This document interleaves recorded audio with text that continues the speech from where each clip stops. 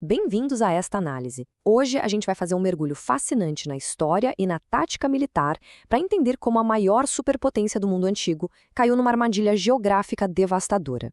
Geralmente o capítulo 14 do Êxodo é lido só por um ângulo teológico, né? Mas na verdade, se a gente olhar para a geografia e os registros da época, o que temos é uma verdadeira aula magna de estratégia e dinâmica de terreno. Porque, sabe, para o leitor lá da antiguidade, essa travessia do mar não era só uma missão de resgate qualquer. Era compreendida, literalmente, como uma declaração de guerra cósmica. E mais do que isso, foi o momento exato em que a tecnologia militar mais avançada daquela época simplesmente colapsou. É quando a engenharia de ponta de um império esbarra com força nos limites absolutos da própria natureza. Bom, vamos direto para a fase 1, a armadilha estratégica.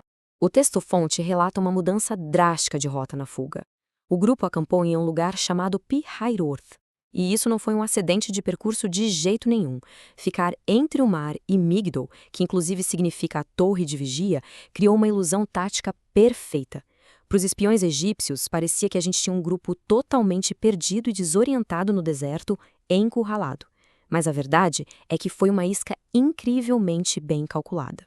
E o detalhe mais crucial de toda essa manobra está no termo original, Yam Suf. A gente está muito acostumado a ver isso traduzido como Mar Vermelho, certo? Só que a tradução literal é Mar de Juncos. E bom, qualquer livro de botânica básica vai dizer que juncos não crescem na água salgada lá no sul do Golfo de Suez. Então, pesquisas modernas apontam que isso aconteceu bem mais para o norte, numas lagunas rasas de água doce. E entender isso muda toda a perspectiva do que ia rolar ali. O que nos leva perfeitamente à fase 2, a máquina de guerra do Egito. Essa aparente falha na navegação foi justamente o que convenceu o faraó a tirar suas tropas do conforto das defesas. E o registro histórico faz questão de dar um número bem específico e que na época causava puro terror. 600. Não eram 600 carros comuns, tá? Eram 600 carros de guerra de elite escolhidos a dedo. Era literalmente o poder de fogo total da Força Armada Egípcia sendo mobilizado de uma vez só. Então, a gente tem aqui o clássico cenário de Davi contra Golias. Imagina a cena. De um lado, pessoas oprimidas fugindo a pé, sem armamento, aparentemente presas pela geografia. Do outro, o pesadelo absoluto do Império Novo. A engenharia daqueles carros egípcios era brilhante. Eles eram feitos de madeira leve e couro, projetados para serem absurdamente rápidos e letais em terrenos abertos. Entrando na fase 3, o vento e a água. Aquele terreno que parecia uma prisão estava prestes a passar por uma mudança absurda. Vamos dar uma olhada na linha do tempo dessa noite. No entardecer, eles montam acampamento. E aí surge uma separação física, uma coluna de nuvem que bloqueia a visão e escuda a fuga logo no crepúsculo. E o principal, durante a noite inteira, um vento leste fortíssimo sopra sem parar sobre aquelas águas rasas. A oceanografia moderna tem uma explicação exata para isso. É um fenômeno de dinâmica de fluidos chamado set-down. Basicamente, quando a gente tem um vento constante e muito forte sobre uma área super rasa, ele empurra fisicamente a massa de água para trás, deixando o leito exposto. Os autores antigos descreveram isso de um jeito poético e profundo, falando do ruar, o sopro divino, dominando o yam, que na mitologia cananeia representava o caos, ou seja, o caos sendo domado para abrir um caminho. E aí chegamos na fase 4, o colapso dos carros.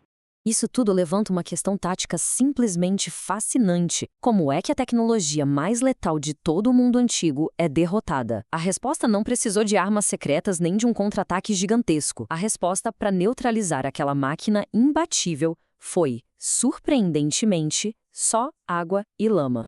Olhando para essa matriz, a gente percebe como a eficácia militar mudou da água para o vinho.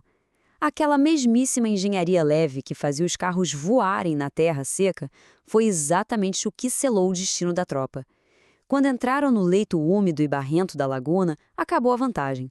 Os carros majestosos de repente viraram pesadas âncoras afundando na areia molhada. Um verdadeiro pesadelo logístico. Retomando nossa linha do tempo, a gente chega na vigília da manhã, que era historicamente o momento perfeito para ataques militares surpresa. O vento já tinha exposto o leito de madrugada, a perseguição estava todo vapor e logo ao amanhecer, as rodas travam de vez na lama profunda. ocorreu um colapso imediato e absoluto de toda a majestosa formação egípcia. Ficaram totalmente paralisados no ponto mais baixo do terreno. É uma baita ironia da história, não acha? Esses soldados de elite não tombaram pelas espadas de um exército inimigo. Eles foram neutralizados pela confiança cega nas próprias máquinas em um terreno completamente errado para elas. Acabaram prisioneiros, reféns da mesmíssima tecnologia que supostamente garantia que eles fossem superiores. E, finalmente, fase 5, o nascimento de uma nação. O impacto global disso foi simplesmente imenso. A destruição dessa força significou a morte da Ma'at, que era o conceito egípcio de ordem cósmica. Isso gerou um vácuo de poder sem precedentes no mundo antigo. Ao mesmo tempo, a travessia serviu como o enterro de uma velha ordem e o batismo de algo inédito. Aquele grupo fragmentado chegou do outro lado como uma sociedade unificada, e a liderança de Moisés ficou absolutamente consolidada diante da história. Para fechar nossa análise, fica um pensamento muito provocativo. Depois de tudo isso, o deserto deixou de ser um muro impenetrável e virou um laboratório sociológico. Pensa bem, quando a simples dinâmica de fluidos consegue desmantelar a maior máquina de guerra já vista, que tipo de civilização nasce dessas cinzas? Como é que um povo que acabou de se libertar constrói uma sociedade que não seja apenas uma cópia da tirania que eles deixaram para trás? É uma reflexão incrível que ecoa pela história e nos convida a pensar sobre poder, tecnologia e liberdade até os dias de hoje.